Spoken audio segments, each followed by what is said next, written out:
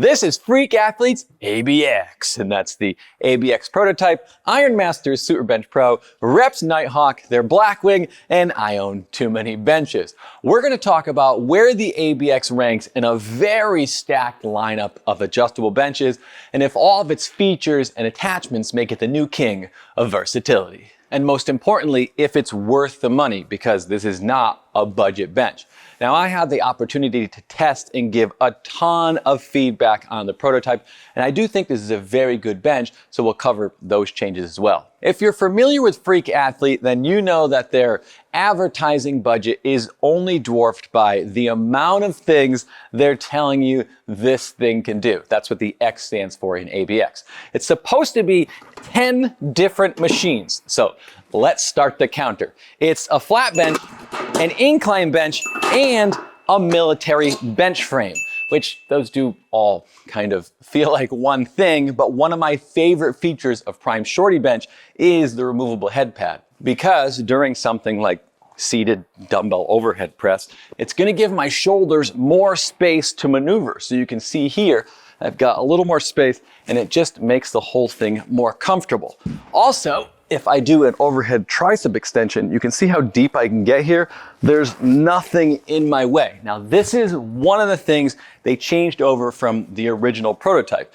This one was just kind of tedious. It had a pop pin and a hand screw, and the screw would always get stuck, and it wasn't quite as adjustable as this one is. And now with this mag pin, the whole system is just a lot more secure as well. If you've ever turned around and faced your bench for movements like chest supported cable rows, or maybe you're starring in a 90s rock video, well, now you no longer have to make out with your bench pad. I like this folding pad feature because while I can do dumbbell chest supported rows, spider curls, and other movements on the back pad of other adjustable benches, I'll give Freak an advantage here because this can be set to 5 different positions.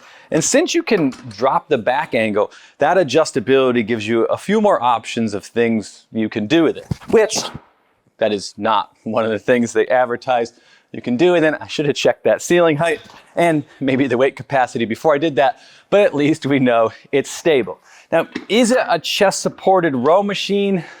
I don't know if technically I'd give them credit there, but we'll give them a half a point, but actually probably not a bad step up platform. Again, not something they advertise you can do with this, but it just shows you that adjustability gives it a lot more potential. It's also supposed to be a dip station, so you can buy this attachment right here. I think it's like $80. It just locks in with a pop pin, and then there's the world's smallest knurled knob there that you're supposed to tighten down. Now, we already know it's stable, but it's also pretty comfortable and it works well overall. I would prefer that this was knurled rather than rubber, and I'd like this design to be slightly tapered.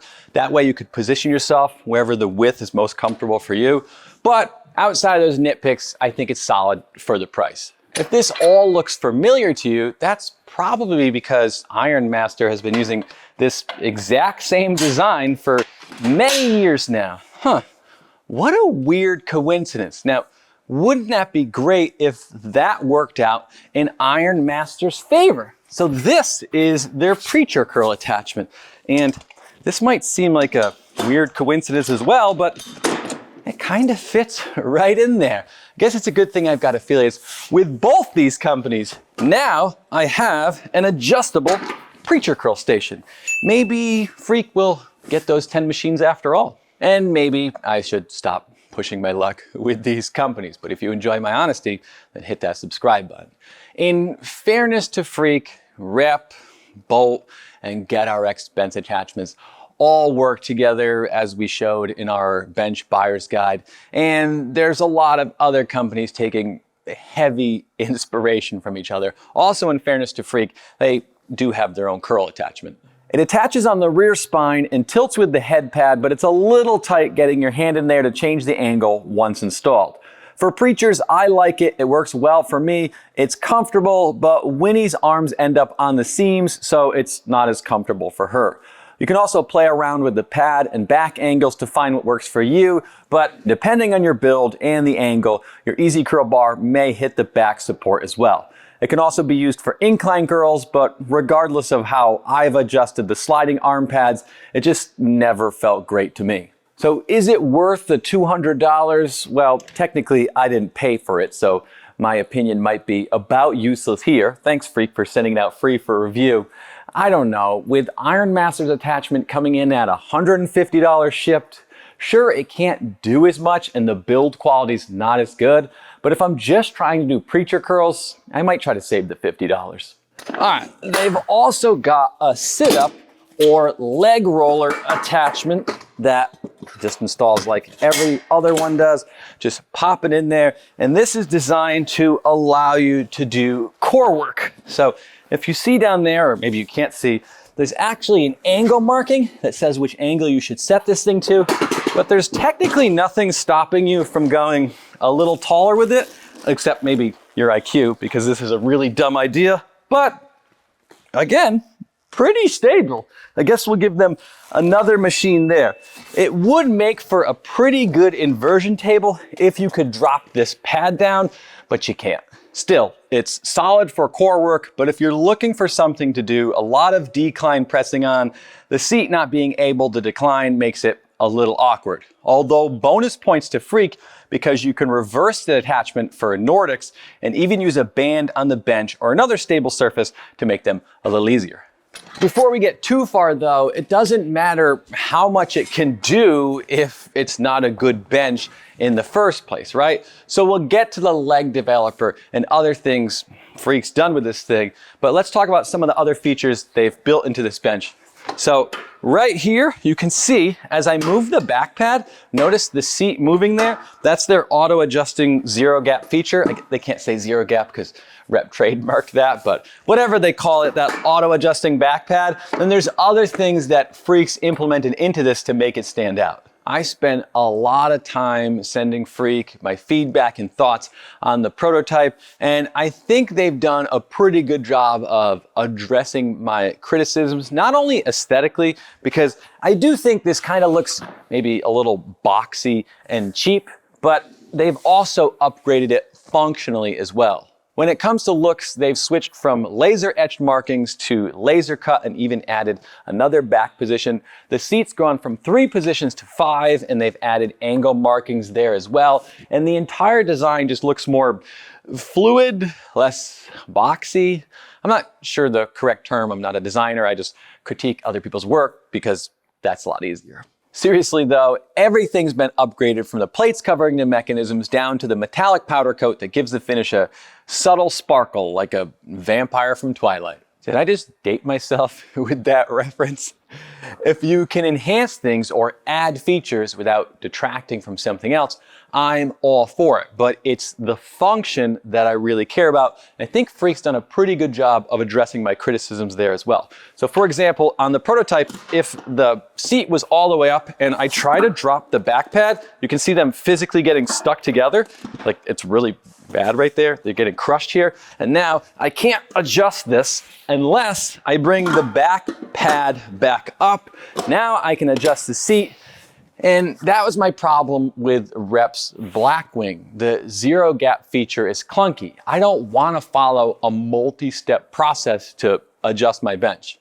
So now, no matter where the back pad or seat are adjusted to, they don't get in each other's way. Is an auto-adjusting pad gap a necessity? Probably not, but it is pretty cool.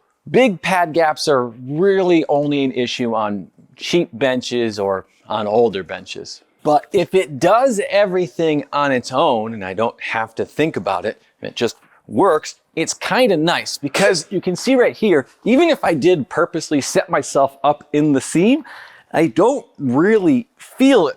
For comparison's sake, if we run over to the Nighthawk over here, now this is a bench I really like, but more often than not, you'll see right here, I've got to really kind of be cognizant of how I set myself up because I just always end up in that seam. Now, is it really a big deal? No. This is a bench I really like. It's in my top 5, but if we ignore price for a minute, I'd take the auto adjusting pad gap and the fact that the seat on the ABX tilts higher, so I never feel like I'm being pushed out of it during incline movements. With 11 back positions ranging from 0 to 85 degrees and 5 seat positions from 0 to 40 degrees, there's no gap and it's stable. I find it to work great for heavy pressing and incline movements. The pad is well done too. The vinyl is grippy, so once you're set up, you'll stay in place even if you're using a lot of leg drive. The foam is firm but comfortable, and this is actually Freak's third iteration of this pad.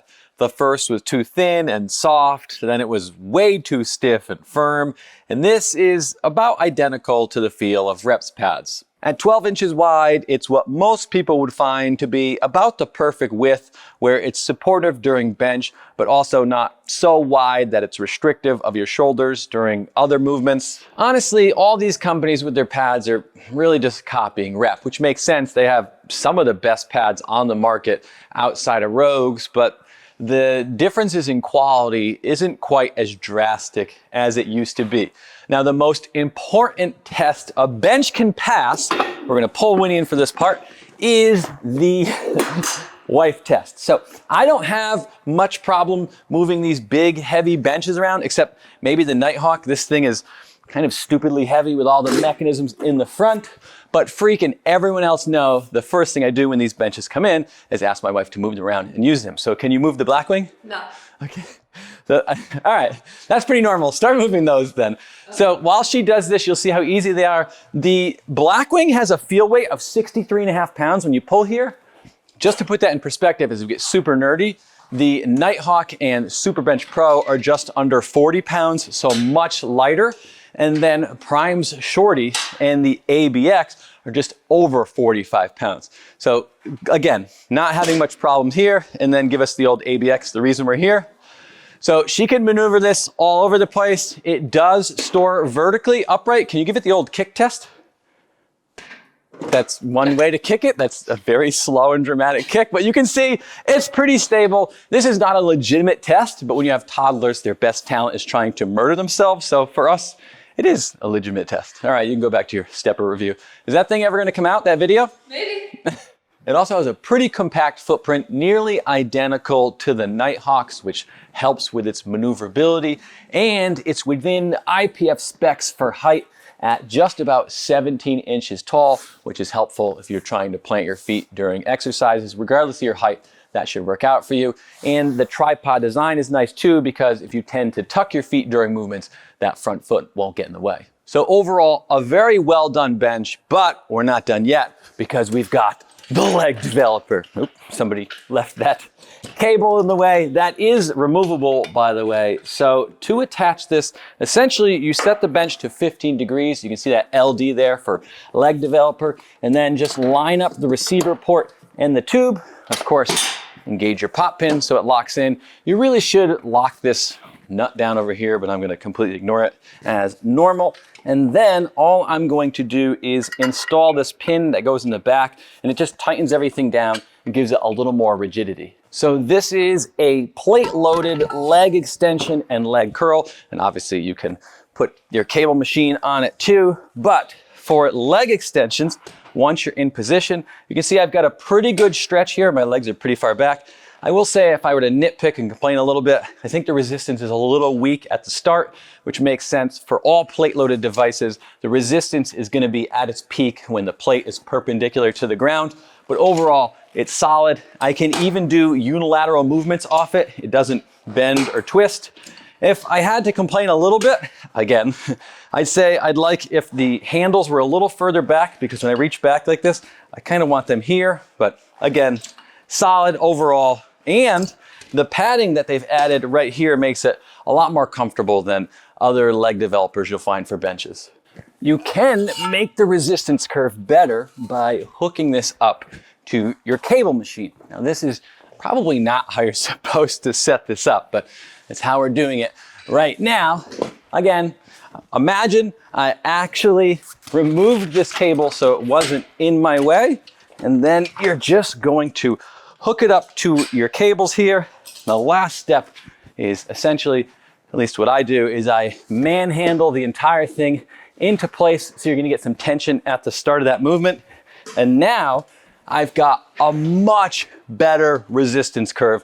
I'm not gonna say it's perfect, but I do think it's about as good as you're gonna get on attachment like this without a cam. That being said, we've tested reps and dialed motion's upcoming versions, and I do expect them to be a little better all around, but they are not gonna be cheap, nor is this one. I think it's $450 with the cable integration, which feels pricey. Even if the design and build quality is better than everyone else's leg developer on the market, again, ignoring rep and dialed motion and ignoring Prime Smart Arm, that one's fantastic. But if you think this is pricey, Prime's gonna make it look real cheap. For leg curls, you're just gonna get yourself into a fighter pilot position, pew, pew, pew, grab the handles and curl. Here, I'd echo a similar sentiment to what I said about this with leg extensions. The padding here makes it more comfortable than most other leg developers. Having integrated cables is a nice touch, and the strength curve is better when hooked up to cables. So we've got a very good bench and a very versatile bench, especially when you consider the fact that you can use Iron Master's attachments on it, although it is very versatile in its own right. But is it worth the price? At $700 shipped, Freak's gonna be competing with some very high-end benches. Rep's Blackwing is $600 shipped and a very good bench as well, but I find the zero gap system to be clunky and it's very heavy. Now, whether you wanna shell out another $100 for the ABX's versatility is gonna be up to you, and the build quality is very good on this bench. It's not gonna quite match Rep's though. Rogue's Manta Ray is probably my top pick if I could only have one bench. What a terrible thought. And it can use attachments, but Rogue hasn't made much for it, although Dialed Motion will make an adapter so their leg developer works on it. Still, it's over $1,000 shipped. The Nighthawk's a great bench. It's in my top 5 overall. If you're looking for a lightweight, compact option, it's fantastic and has more of a mid-level pricing, meaning at $450 shipped, it's a little easier to justify. It just depends on what you want to do with your bench. If you want the world, while the Nighthawk can use attachments, it's not going to compete with the most versatile options out there. So you could look at Prime Shorty. It's easily my favorite and most used bench, but I say that having fully invested in its ecosystem, which means we're talking thousands of dollars when you add in that smart arm. Here's what I'd say. 1, I forgot about the machine counter, but I'm sure we're over 10 by this point. 2, I also forgot 80% of the tweaks that Freak put into this versus the prototype. And 3, as you add attachments to the ABX and that price begins to soar, and it will, then Iron Master's bench is a cheaper alternative and an overall very good option. I do think the ABX is the better bench. I can angle the seat. It's more robust. I'd give Freak a little advantage on the build quality, and even the attachments are a little better done. But, and I guess I could say this about pretty much anything lately, I was hoping it would cost a little bit less. Even still, it's a very good bench, and I would put it in my top 5. Let me know what you think. Thank you so much to our Patreons. You are the reason this channel still exists, and thanks for watching.